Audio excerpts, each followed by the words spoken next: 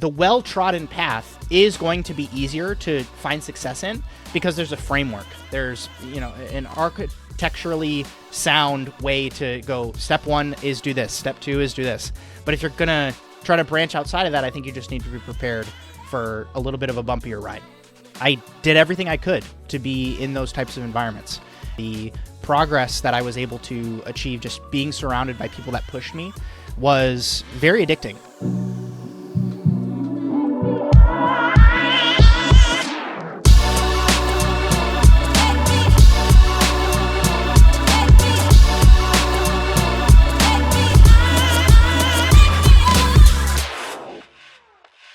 Justin, thank you very much for joining me today. I am Khanna and I'm the marketing director at OysterLink.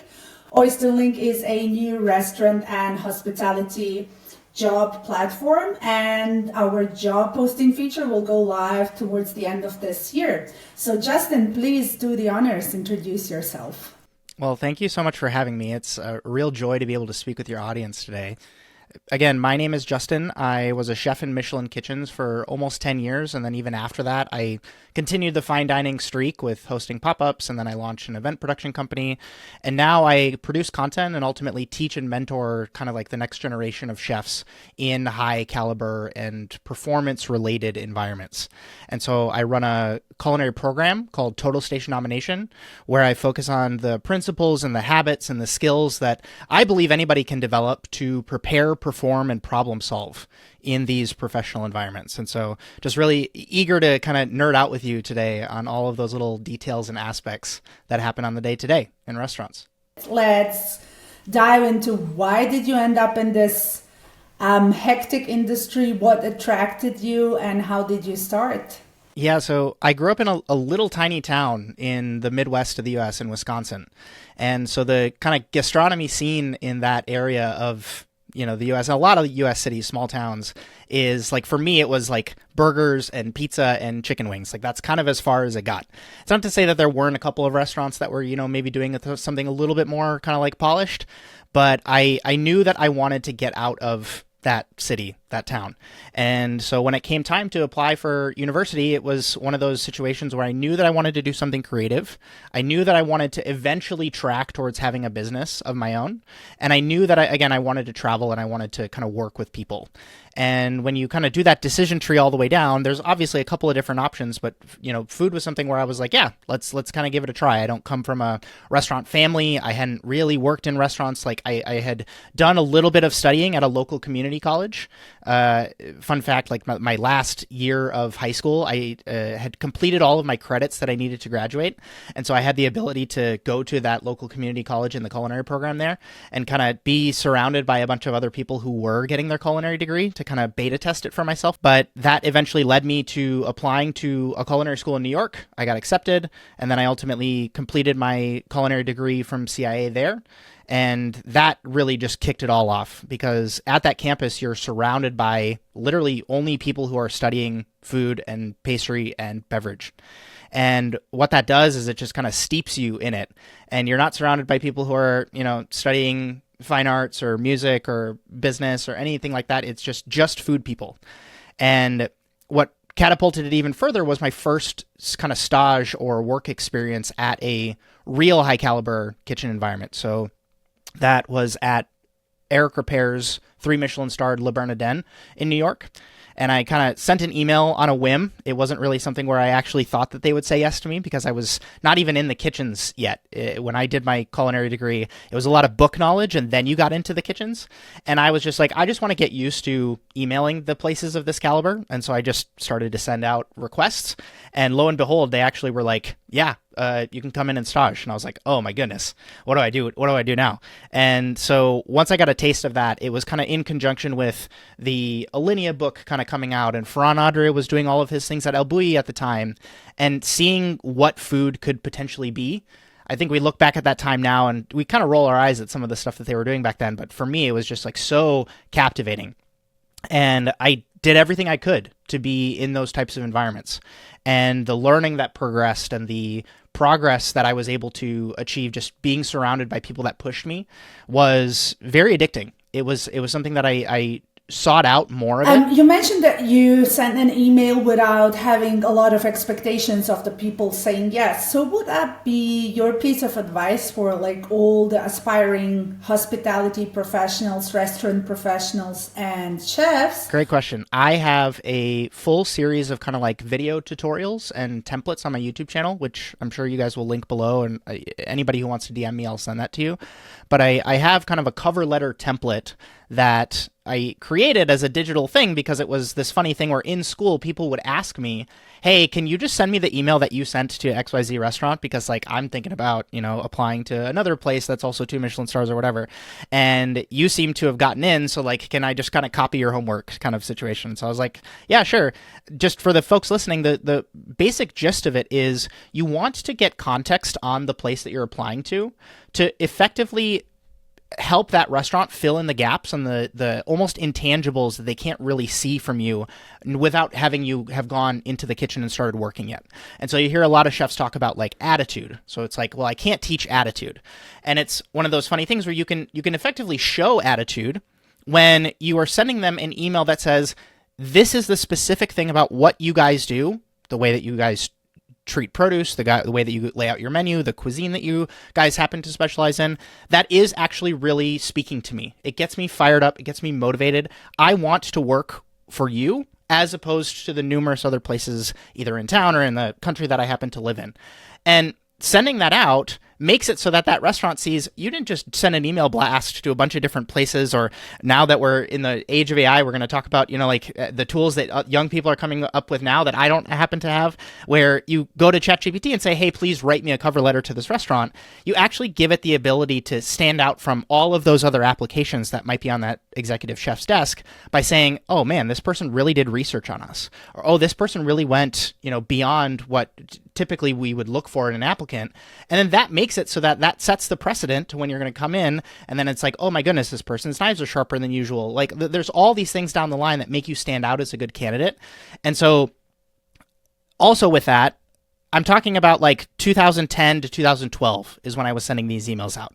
The culinary landscape was like obviously pre-pandemic. It was at the kind of the height of, all of these places that were really trying to gun for it. And it was very competitive. And so it was one of those situations where I was told as a young chef in this industry, you need to be prepared to handle rejection.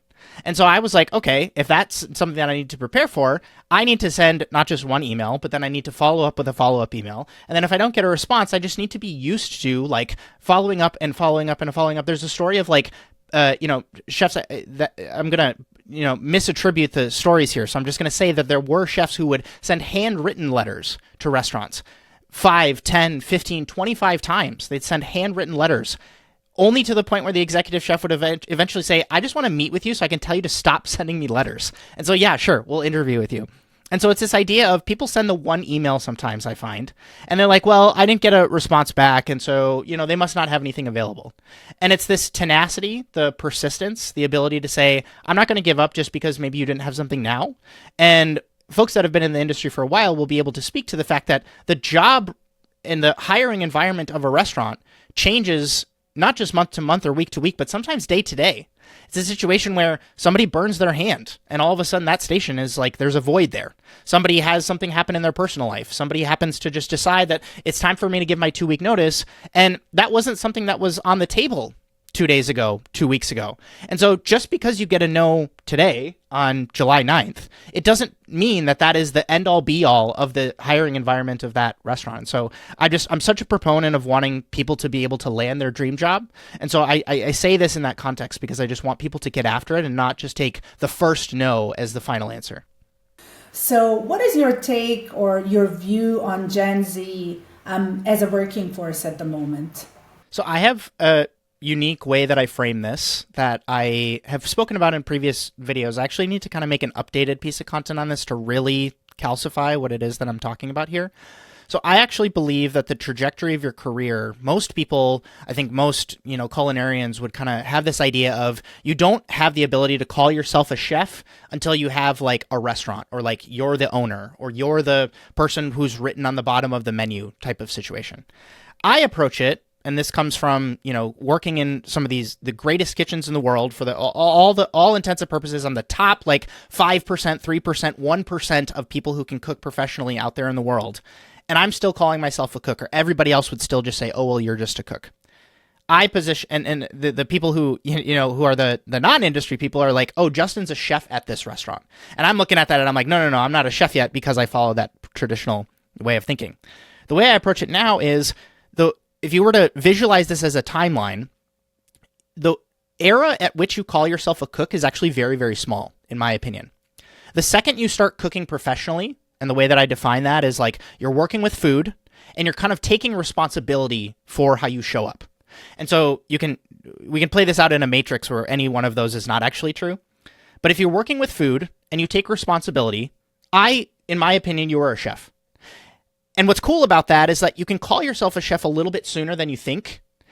But then, and here's the kicker, the second that it starts to become evident that you need to become an owner, that's starting to become more of an entrepreneurial title that you need to be thinking about for yourself. And where the rubber meets the road here is the skills that you need to seek out when you make that transition are often more entrepreneurial in nature. And I feel like people skip that. They're like, oh, well, I'm a chef and I've been cooking for X number of years. And so now it's time for me to open my own place. And it's just going to be dust my hands. Cool. We open. It's going to be amazing. And I think when you see some of these things actually play out for people practically, it's like, oh my God, I didn't know how to set up an HR department. I didn't know how to do finances. I didn't know how to do marketing.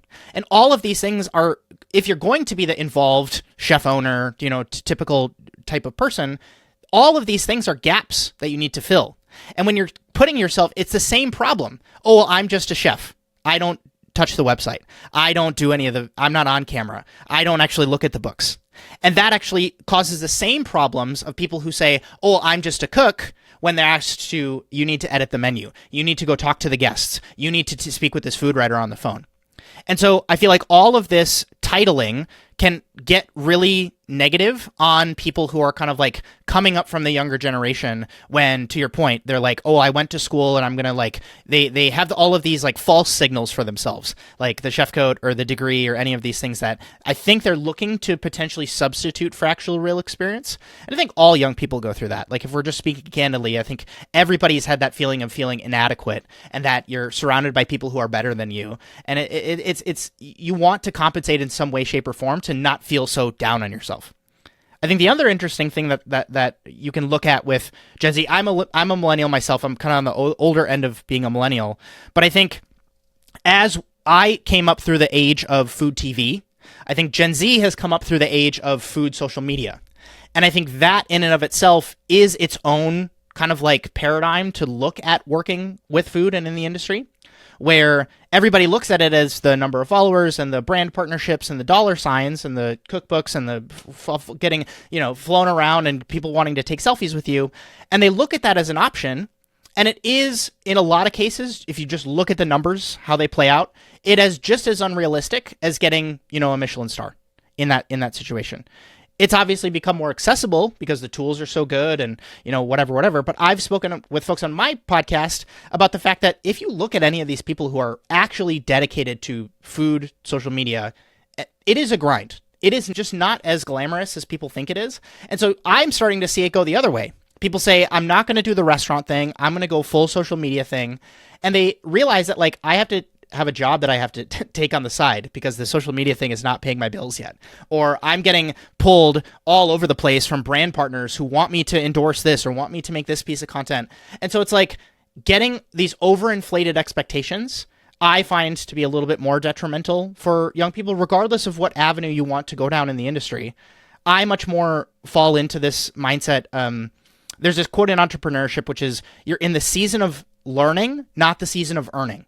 And if you really kind of adopt that, I'm really trying to eat my own dog food here. Like this is what I did for the first, 8 years of my career before I started to really start to think about okay, I'm going to start to make more financially motivated decisions versus put your head down, get the industry experience, build your network, start from the bottom type of mindset.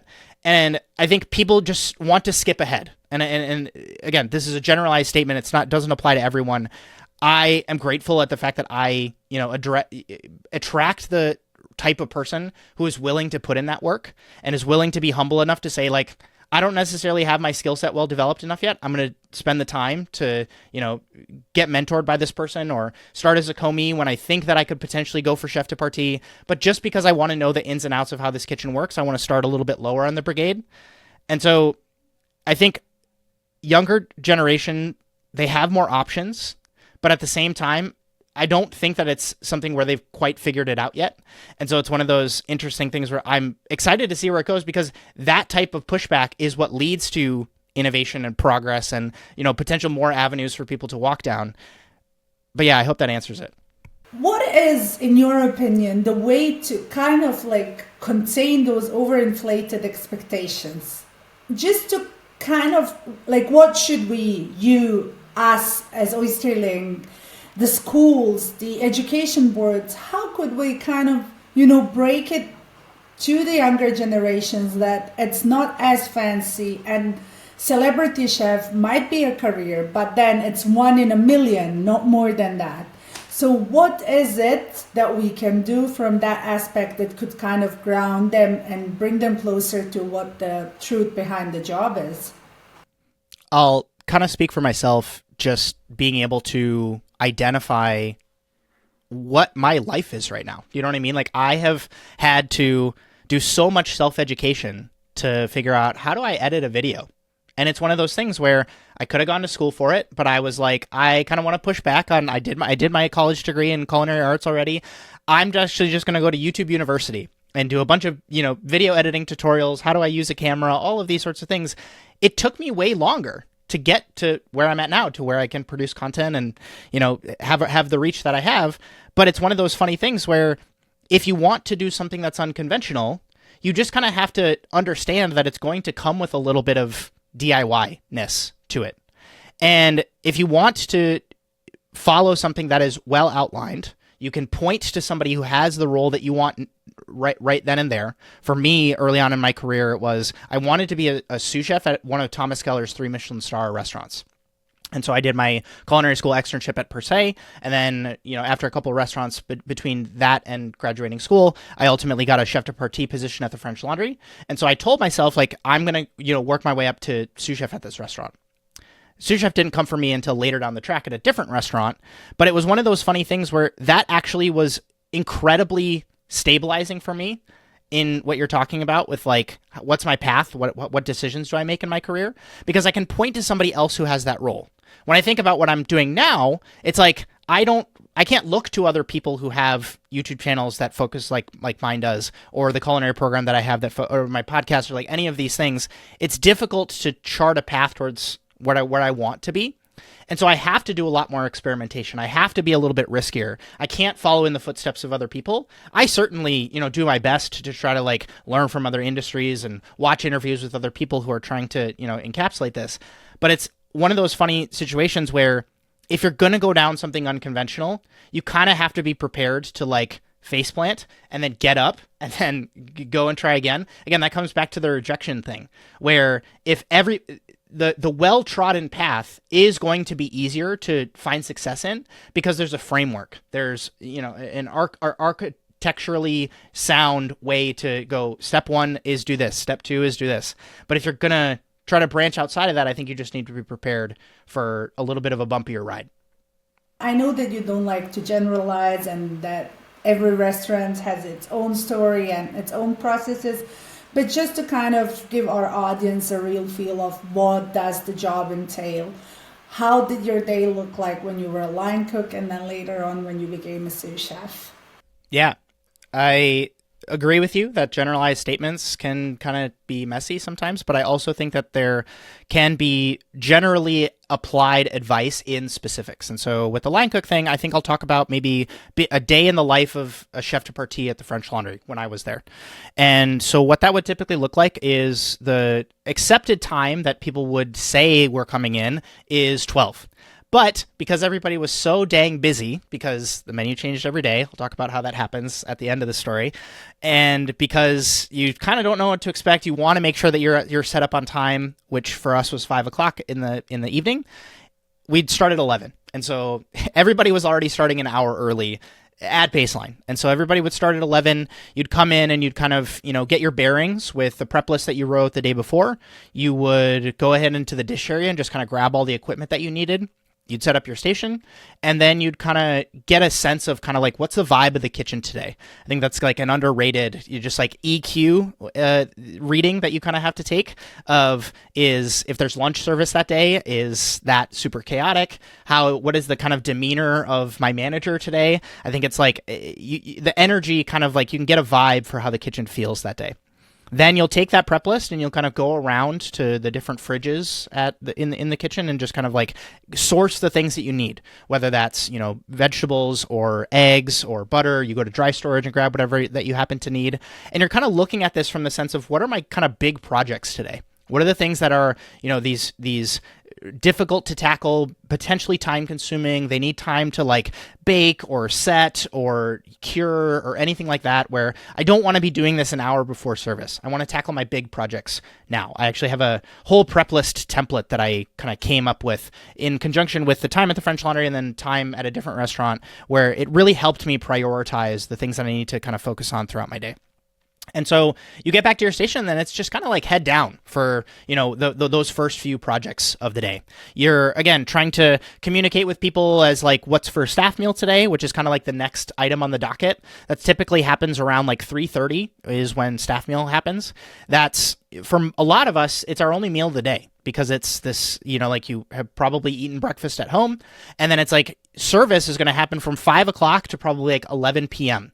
And so it's this 6-hour stretch where like maybe you're snacking on some mise en place off your station, but like you're so busy with getting the food plated and getting food out. Most people aren't taking breaks during service. And so you want to kind of be like well fed and nourished going into service. And so 3:30 is this time when you'll kind of make staff meal. And at the French Laundry, it was a situation where individual stations got delegated different aspects of staff meal. And so there was typically like a protein that usually came with a sauce. There was a vegetable side, a starch, and then a salad. And so across the 6 stations, those kind of 4 pillars of staff meal would typically be delegated out to different people. Obviously, there were days when we would do like fun, staff meals where like we're making pizza or we're making baos or we're making, like cioppino or something like that. And so there were certain days where things would, change, but for the most part, you would get delegated something with staff meal. You'd have like a kind of a light conversation about it with the person on roast station who was typically leading staff meal. And then you would produce that, and then you're making it for, sometimes like 70, 80 people because you're feeding front of house as well. And then at 3:30, you kind of put your hotel pan up on the pass of all of the, things that you prepared for staff meal. You eat. If it was a particularly reasonable day, sometimes you'd eat outside, which was really, really nice. And then you kind of get back at, like just after 4:30, and then you're kind of making that final push with all of the preparation little bits and bobs where you're, picking your herbs and you're setting up your rail, or you're, taping down the pass, or you're getting your, individual utensils set out and your tray set for service. And then right at 5 o'clock, the ticket machine typically starts sprinting. And that's a situation where the executive sous chef or the chef de cuisine is standing at the pass, and they're calling out tickets, and then that kind of like the flow of service just kind of starts from there. And then you're worried about pickups and allergy modifications and all of those little individual tasks that are related to service.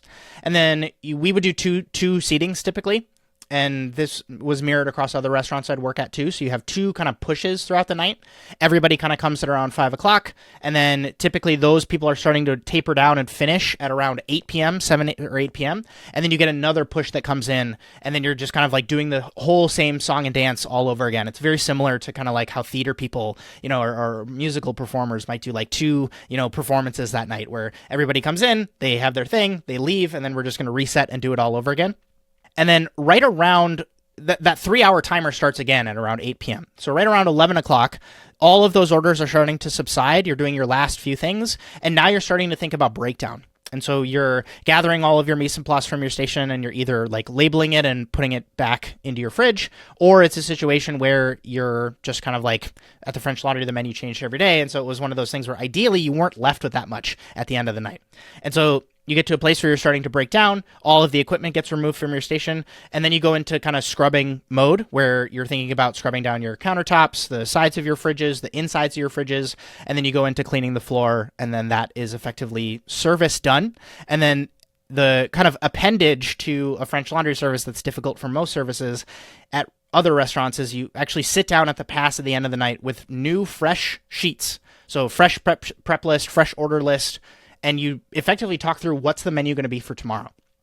And you start from scratch. It is the situation of, okay, well, we did lobster today. We're wanting to do a different shellfish tomorrow. We did halibut today. We're wanting to do a different fish tomorrow. We did, lamb today. We're wanting to do a different big meat protein tomorrow. And then the sets get discussed. And so, okay, we want to do lamb. What do we want to do with the lamb? We want to do like spinach and cucumber and a yogurt sauce with the lamb. And so, cool, how are we going to do this? And you ask all these questions, and then that's influencing your prep list and your order list. You submit that to both sous chefs. One sous chef typically does the ordering, and then another sous chef would, at least when I was there, would do the list for the AM prep team for the next day. So you're not doing all of the prep yourself in these restaurants. You have, the commis or the, stagiaires who are typically helping. French Laundry didn't have stagiaires when I was working. It was a whole team of commis. And then you leave. Like, it's typically like 1 a.m, and so you've done your kind of like 13-hour day, and then you get to this place where you're just getting back in it, and you're going back to bed, which is just like, that's all you kind of have time for, and then you head back to work the next day and start it all over again. Okay, before we jump to the sous chef, let me just ask you, how do you maintain a healthy body with such a heavy workload? Like, what was your go-to tip during those days and crazy hours that are 13 hours? Yeah. There's advice that I would give now, and then there's the advice that I either only knew about or was able to heed back then. I had the benefit of going into these kitchens where I was, in my early 20s. And so anybody who's at that age, it's kind of like you're made of rubber and magic. Like, it's really not, that detrimental to your physical well-being to do a 13-hour day. You can bounce back relatively quickly. Now I'm, older in a place where, a 13-hour day, it's like coming off of not doing 13-hour days, like your body feels it. And so I have adopted some strategies and taken some things from, exercise professionals and sports science, and even just like my general doctor that I go to, where I'm like looking at my blood work and I'm, thinking about all of these things. And so I'll speak for, again, not maybe what I did, but what I wish somebody maybe would have told me about, that time. So the first one is like your core foundation of just like hydration and sleep and just like a regularly decent nutrient profile is super, super helpful. And so whether that's through, vitamin supplementation or whatever you need to do, like ideally you're not eating Taco Bell after every single service, in addition to the one meal a day that you had, which was, maybe staff meal at the restaurant. And so what that might look like is you're actually like on one of your days off, because you have all of this cooking professional experience. Like, is there a world where you could have like a smoothie that you make for yourself in the morning? It doesn't have to be this long convoluted meal prep thing, because listen, it's the last thing you want to be doing on your day off. But if you can find a, reasonably healthy smoothie that you like to make in the morning, it's like, how much would that have changed, the outlook on your health as you're kind of going into this? So then dialing in sleep, it's one of those other funny things where, is there a world where you can potentially pack something that you eat a little bit closer in advance of whenever your bedtime's going to be? Because at least I'll speak for myself, if I eat like within half an hour of going to bed, my sleep is just going to be like not great, Same thing with drinking alcohol. And so I have the benefit of, I don't have that many vices. I'm not the type of chef who is, getting addicted to substances or whatever. And I know a lot of people struggle with that. But I looked at that as a benefit that I could give to myself in my career, and not just my career, but my personal physical health.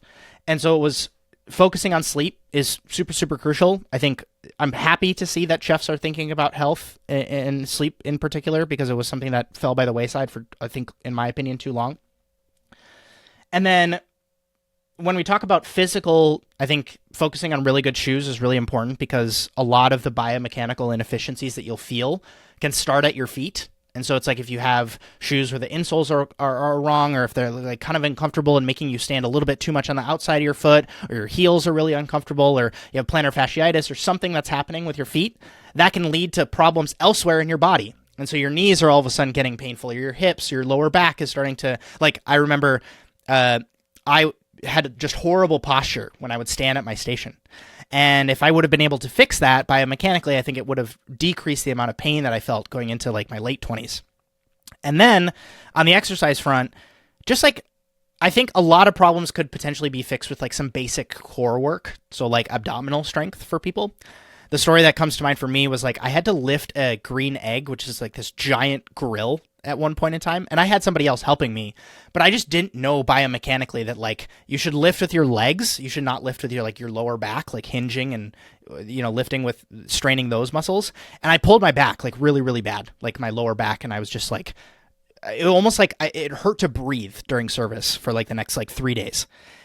And so those little, like, how can you potentially just free YouTube videos, something that you keep on the notes app of your phone of like every other day you're going to do, some sort of core exercise to just build up a little bit of that strength, changes your posture. It makes like you're going to be lifting 50-pound bags of flour or bags of onions or things like that. You're bending down and going into your low boy all day. All of those things are really, really important. And then something I stumbled upon that is really, really beneficial. There's a physical therapist, I think he's a physical therapist, named Stu McGill, and he has something called the McGill Big 3. And again, it's core exercises. It's a lot of stuff that he uses for like people in rehab, but it's one of those funny things where if you do this work before you get hurt, it will probably make it so that you don't actually have an injury going into, and that gives you why is this important for people listening? Because that gives you longevity in your career. If you're working at a place for 10 months and you would have maybe gotten a promotion at month 13, but all of a sudden you get injured, it's one of those things where, oh my goodness, you're out now. And then what? You're either on unemployment or you're having to take some time away or you have to move back home or all of these things when like you lose this position because of your physical health going down the drain. And so it ties directly back into whatever it is that you're focused on in your career right now because it allows you to be able to stay in the game. And so again, just things I wish somebody would have told me on the health front.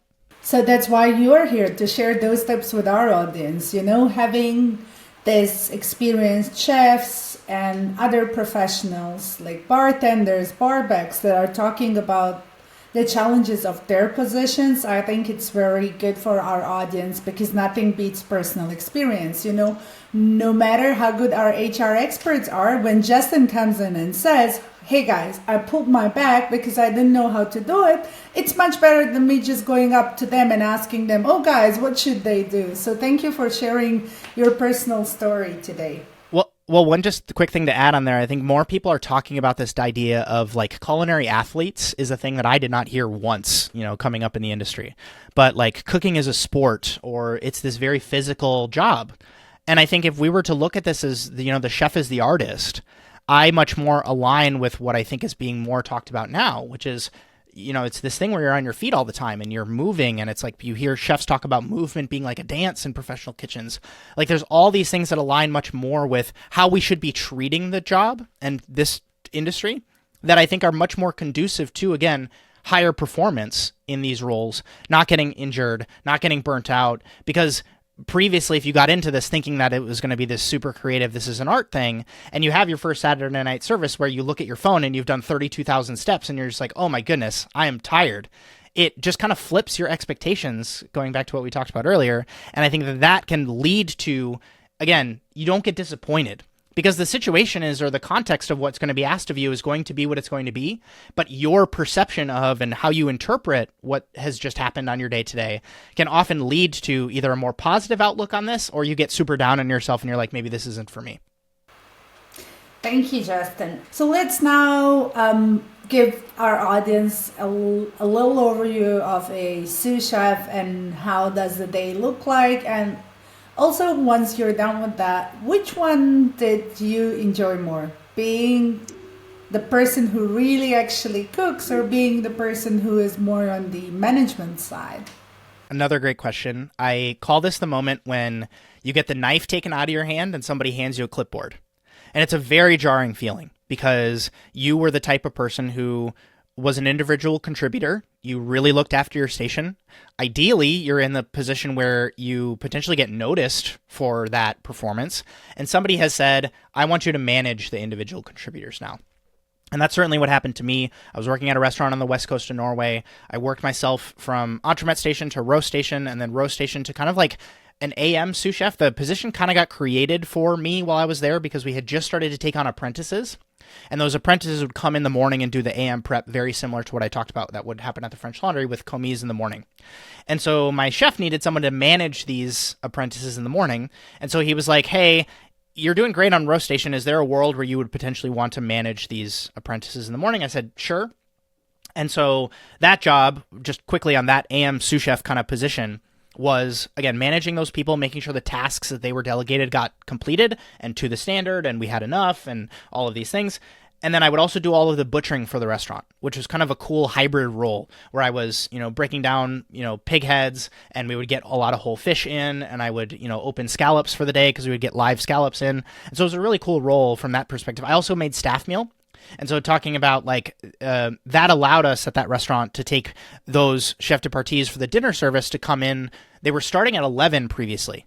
But when I took over as AM sous chef and started doing all of the butchering and the staff meal, I think they were able to come in at 2 o'clock, which was amazing. They got 3 hours back in their day because we were a very small team and all of those sorts of benefits. But going into a PM sous chef at that restaurant, which was more of an executive sous chef role. This was, you were in charge of a lot of the ordering. Maybe let's take a step back and talk about a day in the life. So day in the life for that was, I would typically try to spend as much time at home as I could, but it would be one of those situations where you knew you could write emails, or you knew you could get ahead on printing menus, or you knew you could develop this new dish for the tasting menu. And so I would typically come in a little bit earlier than what I would, have when I needed to be in. And so I would come in sometime around 11. And this would be one of those things where you're kind of, again, checking the status of what's the energy in the restaurant today? Did somebody screw something up earlier on in the day? Is there, something that is a big order that's coming in today that I need to be aware of? All of those individual, you're just trying to get a pulse of what's happening today. You take a look at the guest list, how many guests are coming in tonight, because in a sous chef role, you're getting barraged with questions. And it's kind of like a question triager is what you are in a sous chef role, where you're asking questions to a bunch of people. Hey, how are you looking on this? Do you have enough of this? Has this come in yet? Can I please taste your sauce on this thing? And you're getting a bunch of questions. Hey, Justin, this didn't come in today. Is there a world where we can sub this out for something else? Hey, we have a gluten-free guest in tonight. What is our plan for the pasta dish instead? Hey, this person is coming in and is wanting to come in a little bit earlier, and they have a show that they have to get to, and so we have to make sure this meal is super fast. What is the menu modification that we can make here? The private dining room is coming in at 10 p.m., whatever. Is there a world where we can, modify the menu so they're not here until 3 in the morning? Whatever. All of these questions are getting asked of you. And it typically hits right away when you come in. And so you kind of have to be, on the front foot with that and be prepared to just proactively problem solve during your day as a sous chef. Then once you kind of get all of those individual dot points ticked and your chef de parties are kind of in the flow of working, similar to what we talked about in the line cook day in the life, you will start to identify who is really busy today. Or at least that's what I would do. And so I would go around to the stations and you can either tell by looking at their prep list or just kind of by their energy and the way that they answer the question, how are you looking today? You can get a sense of, okay, the person on entremet station or the vegetable garnish station is really busy today. The person on garde manger is they're good. They don't need my help today. Or they have a stagiaire paired up with them, so they have a bunch of help throughout the day. But the person on roast station is really busy today. And so I'm going to actually set up a cutting board either next to them or across the kitchen from them. And I'm going to ask them to delegate me tasks as the sous chef. And what's cool about that is because you kind of have a gist of how every single station works. You have the ability to kind of jump in and help and be able to take stuff off of their plate to ensure that they're going to be set up on time. And that's kind of the goal that you're trying to push for as a sous chef is everybody being set up on time.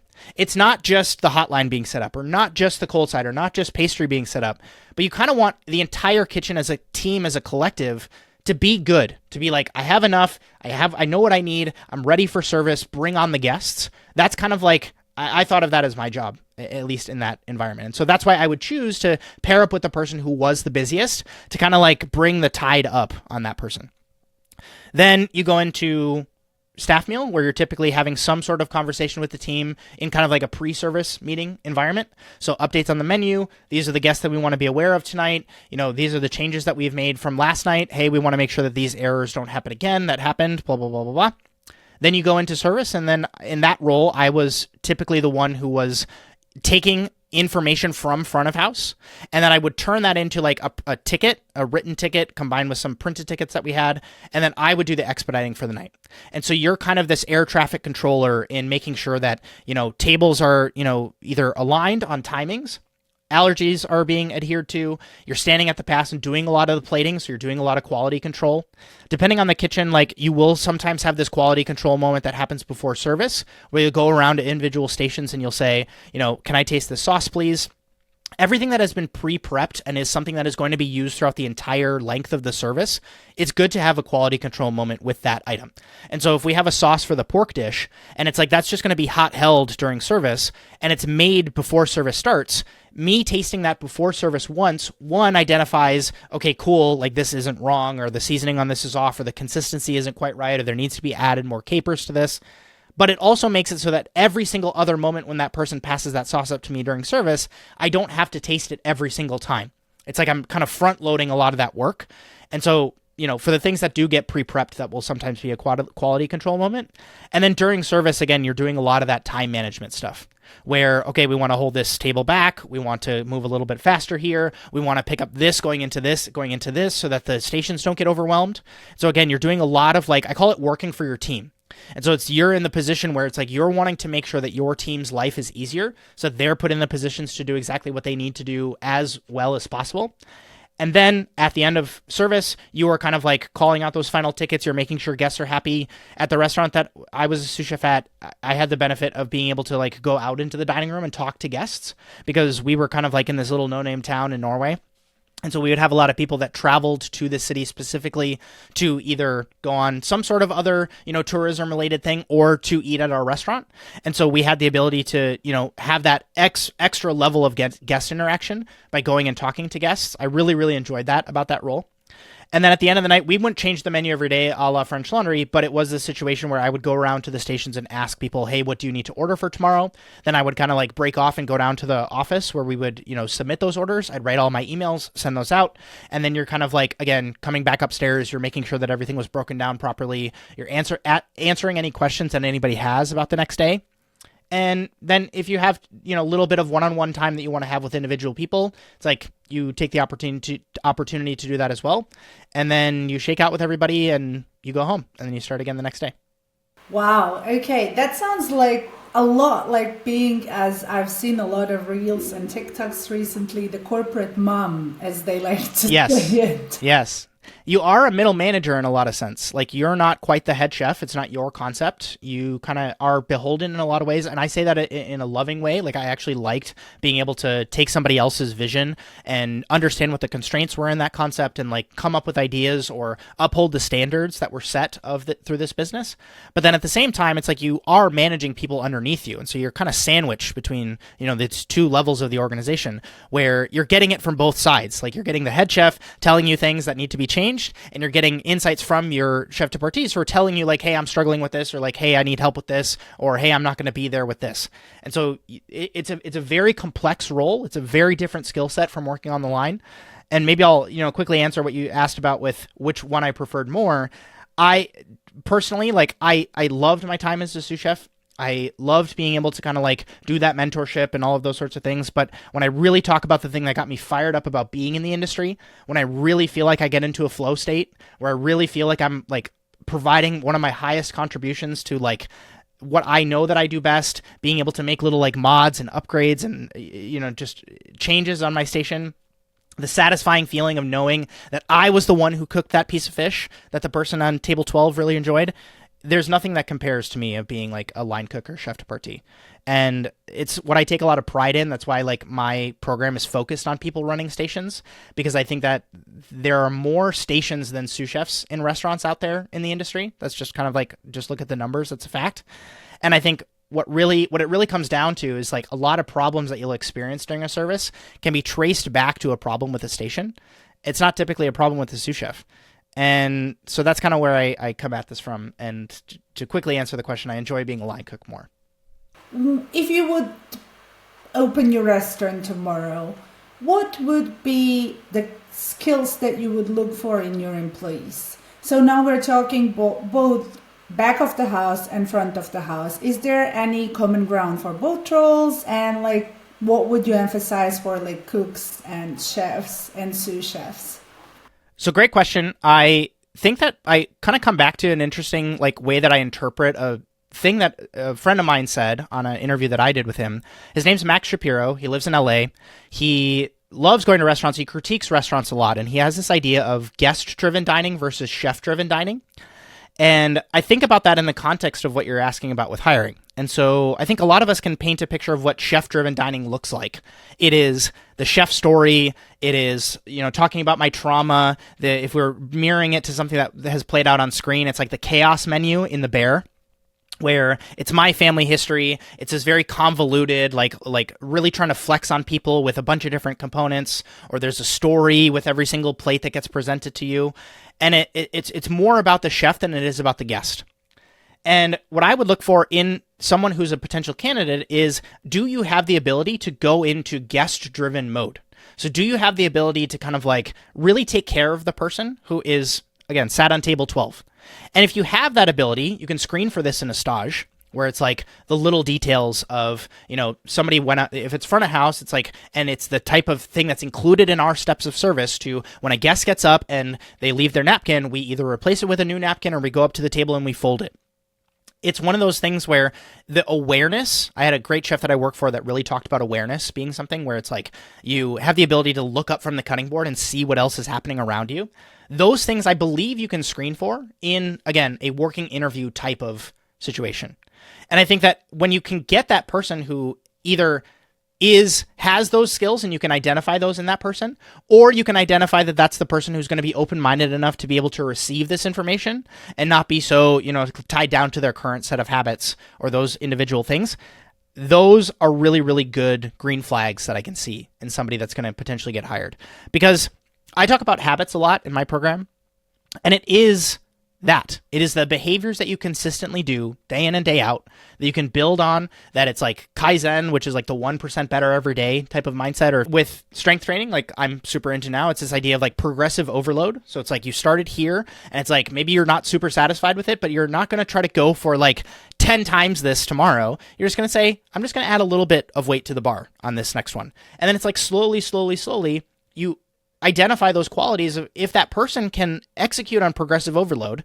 They probably have patience. They probably have some grit and tenacity. They probably have the persistence to be able to kind of like show up tomorrow and just still be excited about these individual things. And I think all of those things you can screen for in at least an interview process, maybe not like in the sitting across the table from the person and asking them questions. Because I think a lot of us have seen, people show up as their best selves and they, maybe overinflate, their ability, their willingness or, to do certain things.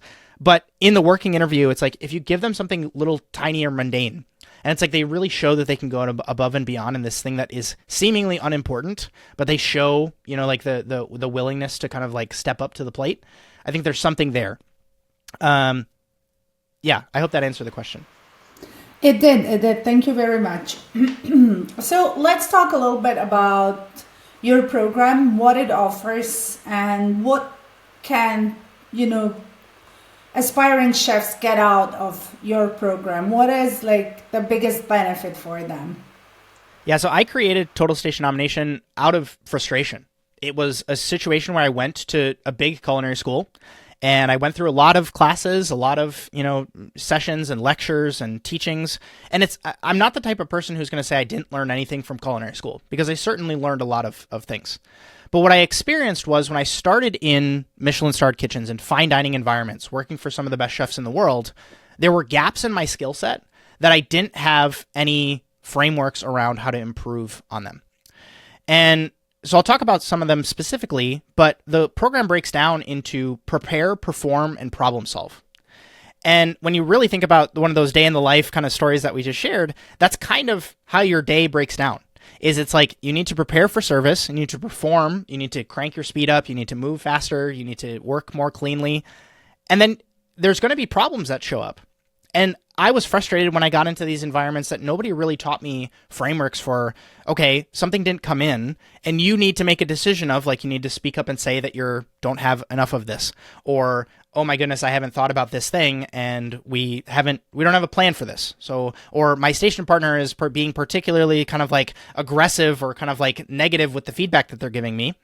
And so nobody gave me any sort of rule book or handbook on how to navigate this time in the industry.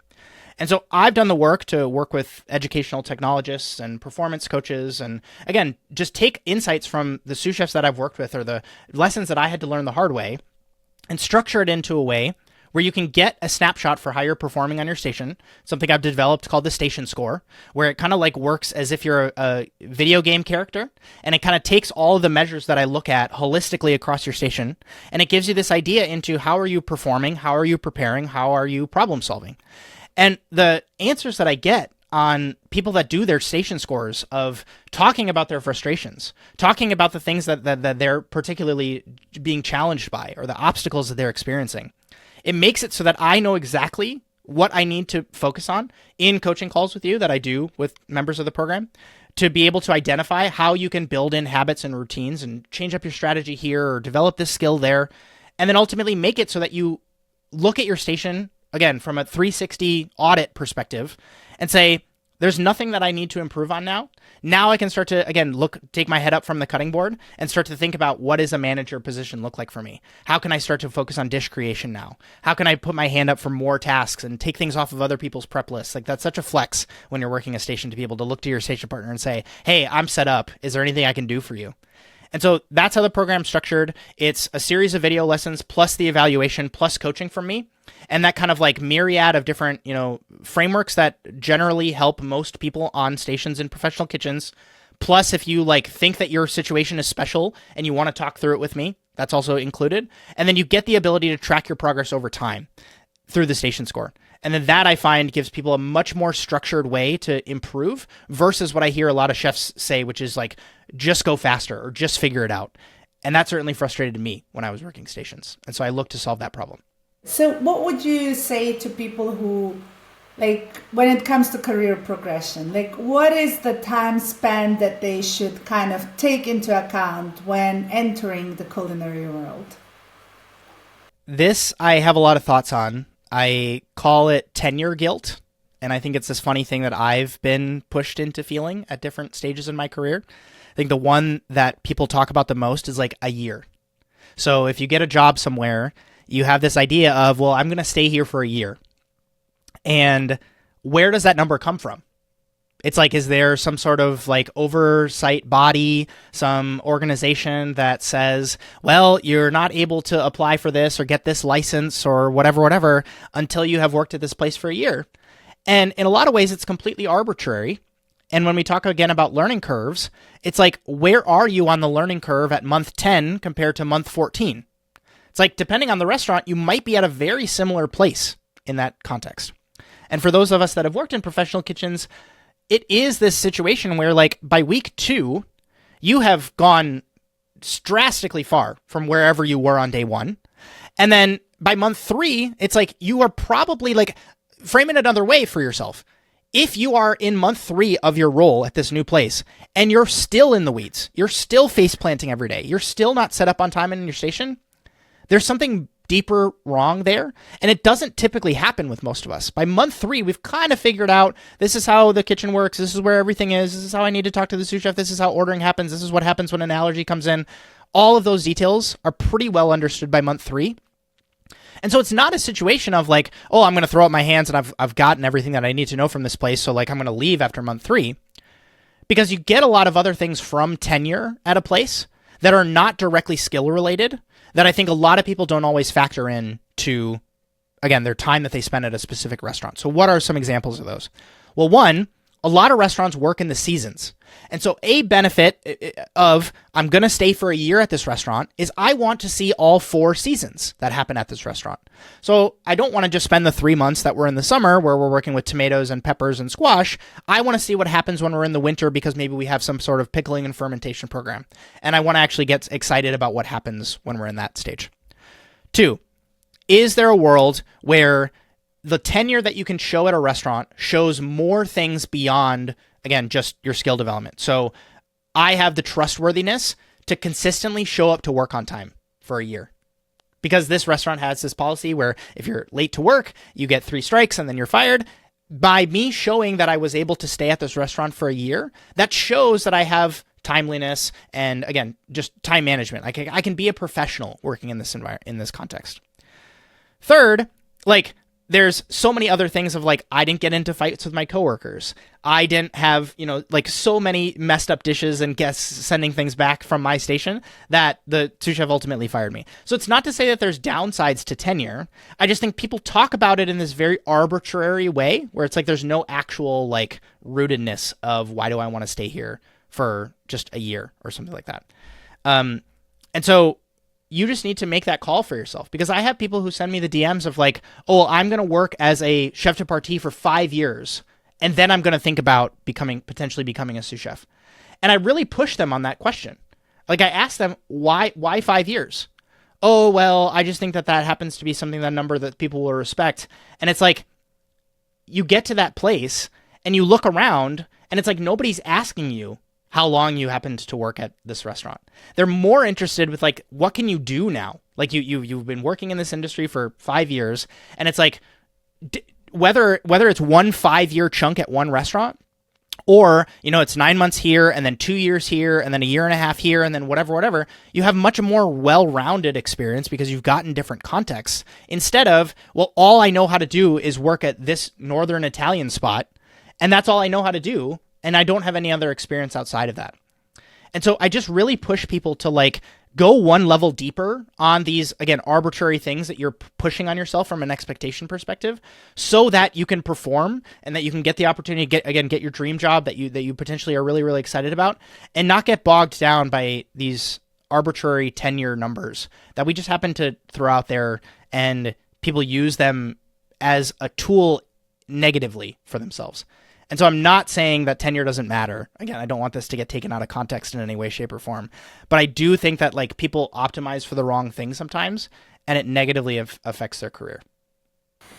Okay, thank you, Justin. I think that might be the most practical advice when it comes to career progression. So thank you for the insight on that. I think that now and all the people who will watch this will know why it's a year. Why is it important? Great. So the last question for today is, we have spoken about this, but now you know OysterLink a little bit more. So what would you say is our greatest benefit for the culinary industry and the hospitality industry, both from job seekers and hiring managers' perspective? What got me excited the most about hearing what you guys are building is the kind of like all-in-oneness of the platform.